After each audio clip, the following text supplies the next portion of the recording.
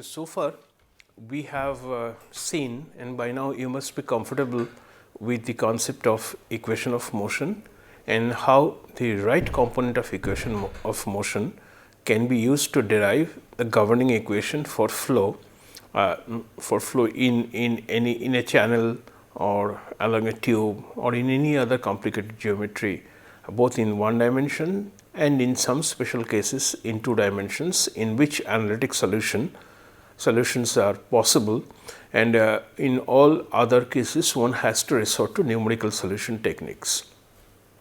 So, before we finally leave this chapter behind, I would quickly show you a result, a specific case which would have applications in the subsequent chapter that we are going to get into. This, so far, all the problems, all the situations that we have dealt with, they are steady in, the flow is steady in nature. That means the velocity at any given location does not change with time, but there will be many cases which in which the velocity can be a function of time. So, if you fix the location, the velocity at that location can also change. So, I am going to give you just one example of unsteady state motion in which a compact closed form solution is possible. There are numerous other cases, each involving more complicated mathematics or numerical techniques that would give you the values of velocity at a given location in unsteady flow. So, in order to analyze the simplest possible problem in one of the simple problems in unsteady flow, we think of the situation in which we have a plate, and on top of the plate we have a large layer of liquid.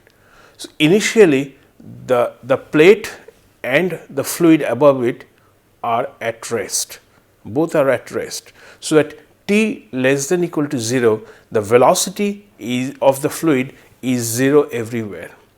But at t equals 0, suddenly the bottom plate adjoining the fluid is set into motion with a constant velocity v.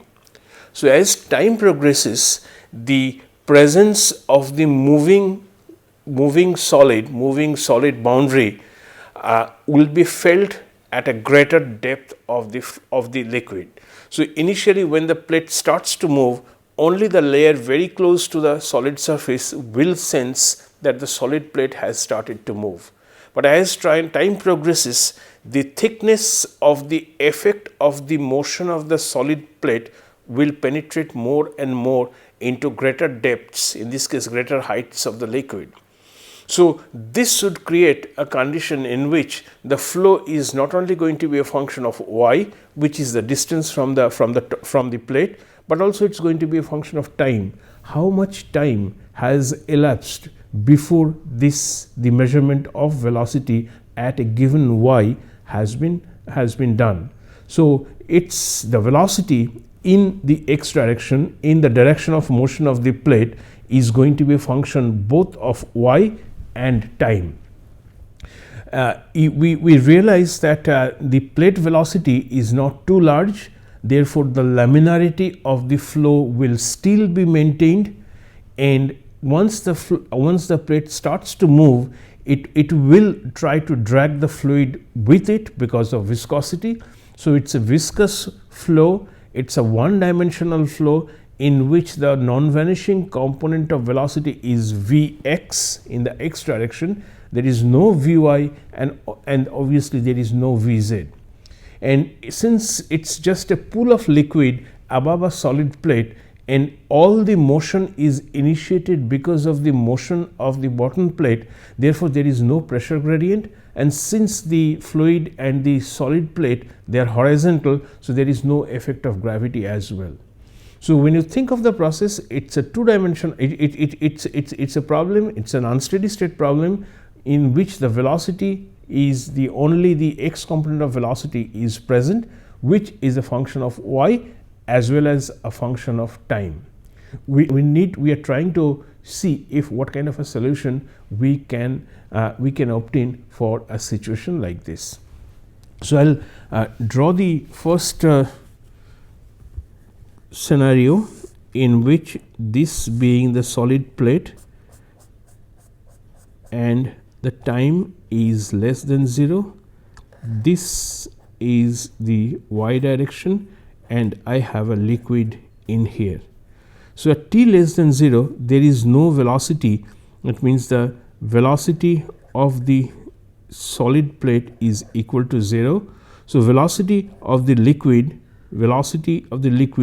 is 0 for all y. So at any point the velocity would be equal to 0. The second scenario is at t equal to 0. So this is t less than 0. At t equals 0, the wall is set in motion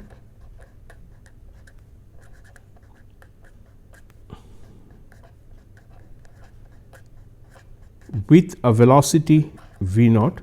So I have now this is moving with some velocity and this is still my y and the velocity over here is v0.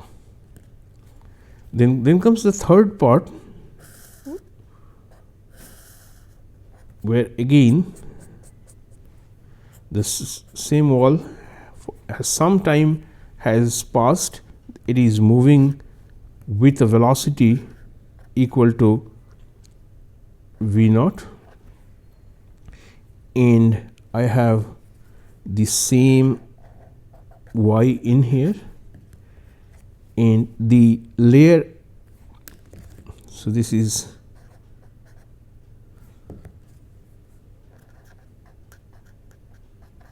the case of unsteady flow.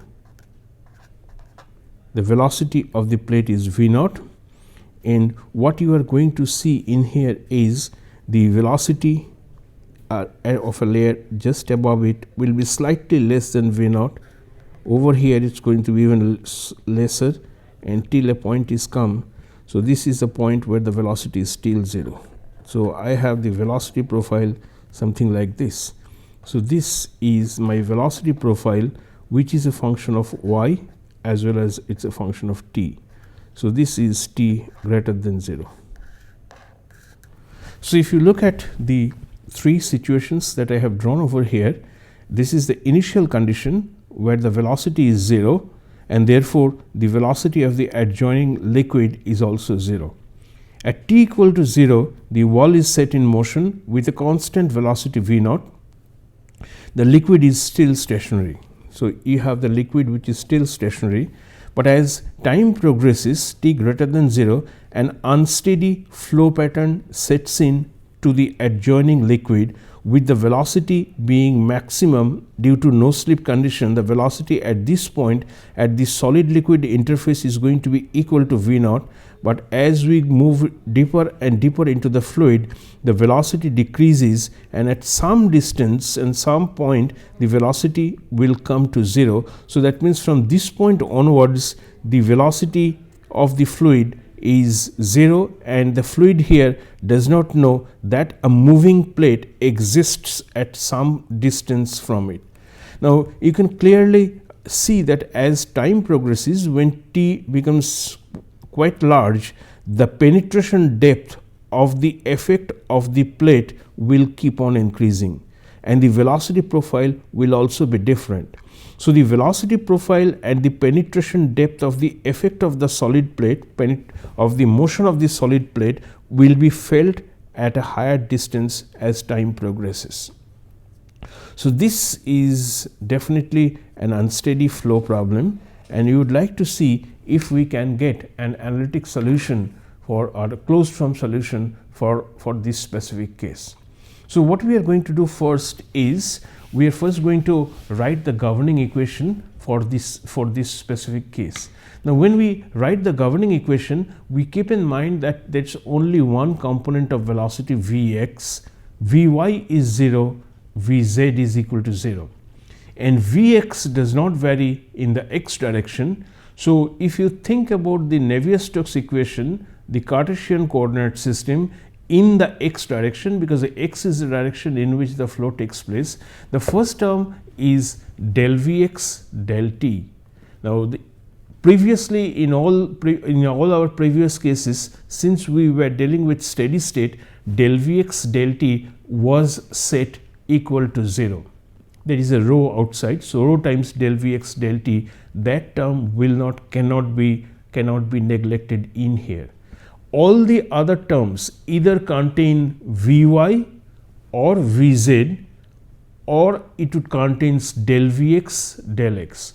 So the second term on the left hand side of Navier-Stokes equation, which is Vx del x is 0, since del Vx del x is 0. The third and the fourth term, which contain Vy and Vz, since both are equal to 0, the entire left hand side only term which will remain is the unsteady state term, which is rho times del Vx del t.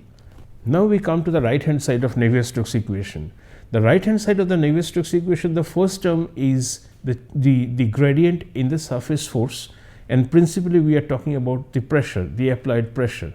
And since it's a case of a plate which is moving in a static liquid with no applied pressure in the direction of flow, so del p del x, the first term on the right hand side of Navier-Stokes equation would be 0. Then comes the viscous terms. The viscous terms are viscosity mu times del square Vx by del x square, which is 0 since Vx does not vary with x, del square Vx by del y square, which denotes the transport of molecular momentum, viscous momentum, in a direction perpendicular to the motion in the x direction, that means in the y direction. Del square Vx by del y square, that term must be present in the governing equation, because that is the term which accounts for the motion of the plates above, motion of the layers of the fluid above the plate. So entire flow is caused by the viscous interaction of the layers one on top of the other. So mu times del square Vx by del y square should remain in the governing equation. The third term would be mu times del square Vx by del z square, and since Vx does not vary with z, that term can also be dropped. The last remaining term of Navier-Stokes equation in this case would be rho times Gx, where G suffix x denotes the component, the gravity component in the x direction, which this system, being a horizontal system, would be equal to 0. So the entire right hand side of Navier-Stokes equation, the pressure term is 0, the body force term is 0, one term, only one term of the viscous transport will survive, which is mu times del square Vx by del y square. So your entire governing equation now becomes rho times del Vx del t is equal to mu times del square Vx by del y square. So that is our governing equation, and now since you know how to use Navier-Stokes equation, it's quite easy to do that simply by looking and cancelling the terms that are not relevant in the present scenario. So I'm going to write the governing equation for this case. So the governing equation for this case would simply be del Vx del t is equal to nu times del square Vx by del y square, where this nu is defined as mu by rho. This is called the kinematic viscosity.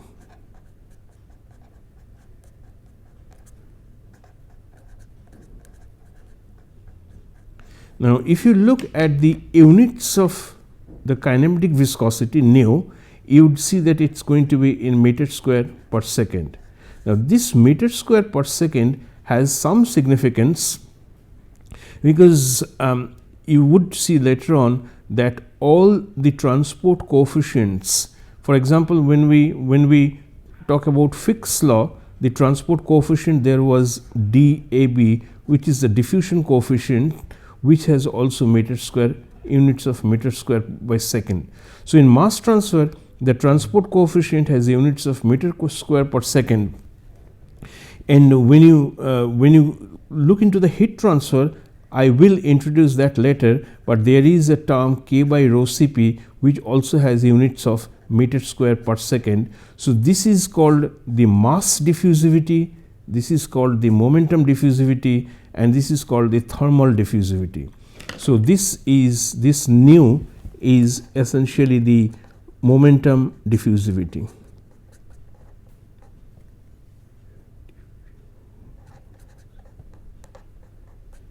So the momentum diffusivity nu, it has units of meter square per second, exactly similar to the mass diffusivity, which is denoted by DAB, has units of meter square per second, and thermal diffusivity, which has units of meter square per second.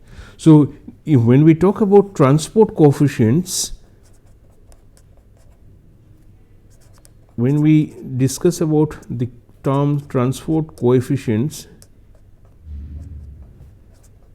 we do not talk only about viscosity, but it's rather viscosity by rho, also denoted by nu, or K by rho Cp, the thermal diffusivity generally denoted by alpha, and DAB, which is all of them has units of meter square per second. So this is kinematic viscosity, this is thermal diffusivity, kinematic viscosity or momentum diffusivity, thermal diffusivity, and mass diffusivity. So when we talk about transport coefficients, which are important in describing the flow of momentum, the conductive flow of heat, or the conductive flow of a species from one point to another due to the presence of a concentration gradient, we talk in terms of diffusivity, the momentum diffusivity, and the thermal diffusivity. Not just mu, it's mu by rho which is important, not just K, the thermal conductivity, it's K by rho Cp which is important and which dictates what's going to be the rate at which momentum gets transported from one point to the other, the heat gets transported, or the species mass gets transported from one to the other. So when we talk about transport coefficients, transport parameters defining the flow of momentum, heat, or mass, we generally talk in terms of diffusivity, all of which will have units of meter square per second. But anyway, coming back to the problem, this specific equation has an initial condition which says that t less than equal to 0, Vx is 0 for all y. So this is essentially the first figure which I have drawn, that is t less than equal to first and second figure. So this t less than equal to 0, Vx is 0 for all y. And the boundary condition 1 is at y equals 0, Vx is equal to V0 for all t greater than 0. That means at y equal to 0, the Vx will always be equal to V0, or the velocity of the top plate due to the no slip condition for any t greater than 0. And the second boundary condition, so the boundary condition 1 refers to this region, and the boundary condition 2 refers to this region, which says that as mathematically speaking, when as y tends to infinity, then Vx is equal to 0 for all t greater than 0. So these three are the initial and the boundary conditions which we must use to solve this PDE, which are a statement of our physical understanding of the system. So first thing that we would do is we'll denote a dimensionless velocity as Vx by V naught. Therefore, the governing equation would simply be del psi by del t is equal to nu times del square psi by del y square, and we call this as our equation 1. And the changed boundary conditions in this case would be phi at y 0 time would be 0, since Vx is 0, that is one condition. Phi at y equal to 0 for any value of t is equal to 1 due to no slip condition on the solid liquid, and that phi for y equals infinity at any time greater than 0 would be 0. That means the effect of the motion of the solid plate has not penetrated beyond this distance. And since it's infinite distance, no matter whatever be the time, the fluid over here at an infinite, very large distance from the plate will never know that the plate has started to move. So these are the three conditions that we need to use to solve the governing equation. Now, how can we solve that? That's the next question. I'll quickly write the equation once again just for our reference, which is del psi by del t is equal to nu times del square psi by del y square. That's my governing equation, and the boundary conditions are y at time 0 is 0, phi at y equals 0 for any time greater than 0 is equal to 1, and phi at infinite distance any time greater than 0 is going to be equal to 0. Now, here we see that the independent variable is phi, dependent variable is phi, and the corresponding independent variables are t and y. So, if we could express some function of t and y in such a way that new defined variable, the combination variable of t and y, can be substituted in here to obtain an expression only in terms of phi and the new variable, which is the some sort of a combination between t and y. So, I would show you what it is, how it can be done. This phi is dependent variable and independent two variables are t and y. So, I am trying to find out a dimensionless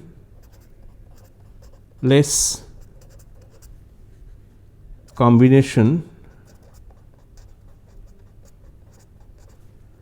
of independent variables,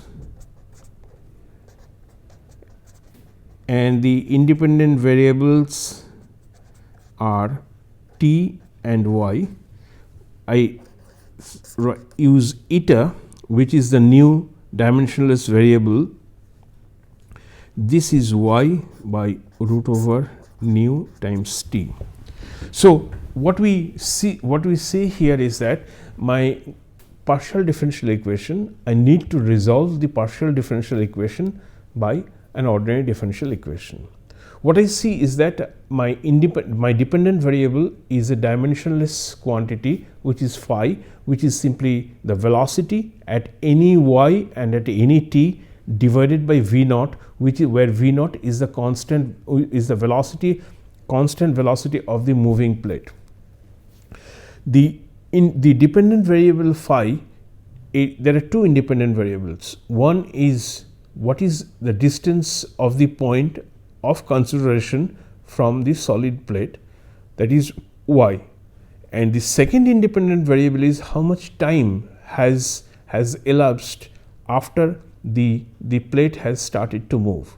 So, y and t, if these two independent variables can be combined in a specific way, yet to be determined way, so that two independent variables are merged or combined into one variable, and that independent variable, the new independent variable in itself is dimensionless, then my phi is not a function of y and t. Phi is a function only of that combination variable. So, instead of two independent variables, instead of the dependence of phi on two independent variables, which makes the equation a partial differential equation, what I am proposing is I am merging these two, combining these two into one variable. So, therefore, phi is now a function of only one variable. So, when phi is a function of only one variable, the equation no longer remains a partial differential equation, it will become an ordinary differential equation. So, that is what is our goal, to define a new independent variable in such a way that the combination variable becomes dimensionless and the combination variable, when it is substituted in the main governing equation, all those y and t, they will disappear, they will cancel from each sides. What that equation ideally should have finally is phi and the new combined variable. If that happens, then I do not have a partial differential equation, I just have an ordinary differential equation. So this method of resolving partial differential equations into ordinary differential equations is known as the combination of variables. So the new combination variable is defined as eta equals y by root over nu times t, and what you get then is, I am going to substitute this in here. So my del psi by del t is, I can express it as d psi by d eta times del eta by del t, which del eta by del t would simply be equals to minus half eta by t d phi by d eta.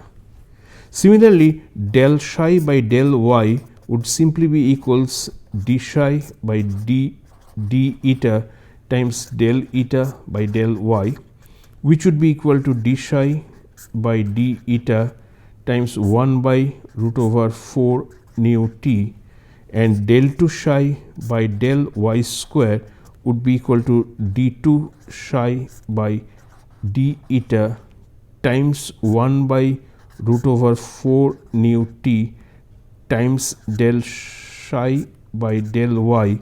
So this would be d2 psi by d eta square times 1 by root over 4 t, and again another 1 by root over 4 nu t because of this. So ultimately what you would get is d2 psi by del 2 psi by del y square would be equal to d2 psi by d eta square times 1 by 4 nu t. When all of this substituted into my previous equation, equation 1, the equation 1 becomes this.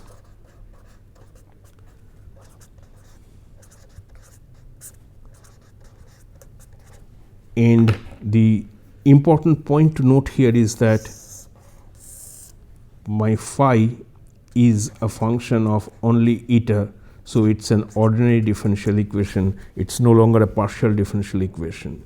And the two boundary conditions are at eta equals 0. Remember, eta is defined as y by root over 4 nu t. So at eta equals 0, phi is equal to 1, and the boundary condition 2 is at eta equals infinity, phi is equal to 0.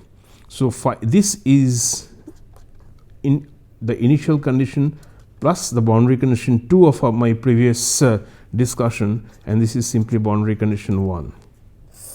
So this now becomes easy to integrate. First you have to just define that d psi by d eta is equal to some other, d phi by d eta is some other function, which is now which is going to be the integration factor, and the when you do this integration factor, then this is simply going to be d psi by d eta, which is equal to c1 exponential minus eta square, which is essentially class 12 calculus.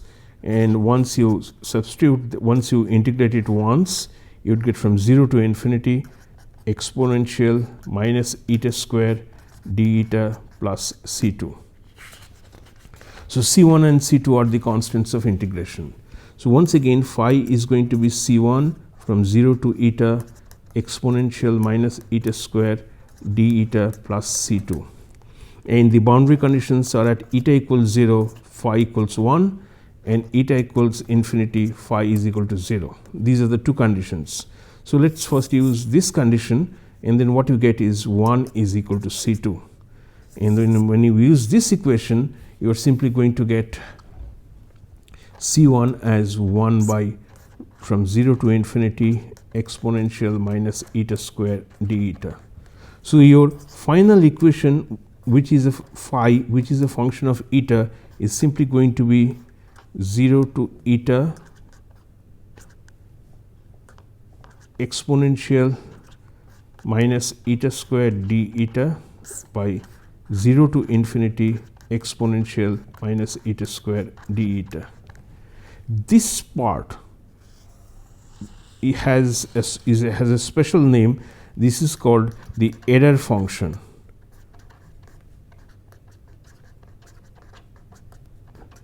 So this is called the error function.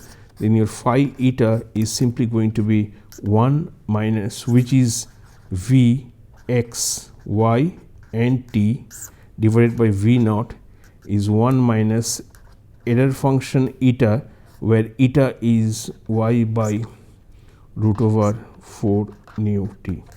So this is a compact expression in terms of a known mathematical function which is error function. And there's one more property of error function which I must say before I conclude this. Again, this is Vx yt by v naught is 1 minus error function y by root over 4 nu t. The property of error function is when eta tends to 2, this entire thing is eta, the error function eta tends to a value equal to 1. So you would see that this would give rise to a value of Vx yt to be approximately equal to 0. So this value of eta equals 2, which would give you delta equals 4 times nu t. Delta is essentially the y. This would be a natural length scale to define what is going to be the distance at which the effect of the plate can be felt by the fluid. So we would get an error function solution in this specific case, and the behavior of error function is when eta is close to 2, then the value of error function is equal to 1 and the velocity becomes equal to 0. So it's a combination of time and distance which would give you an idea of the penetration depth of the effect of the motion of the plate below it, and beyond that point there is no effect of the motion of the bottom plate. So this is essentially giving you an idea of the effect at a specific location and at a specific point of time. Okay. So this is just one example of the solution or the treatment of an unsteady state problem when the velocity is a function of one variable, one space variable, and time as well. But it is also giving us some idea that there exists a large region of the fluid where the motion is not felt at all. So this is what is giving us the concept of something which is known as boundary layer, which I will introduce in the next class.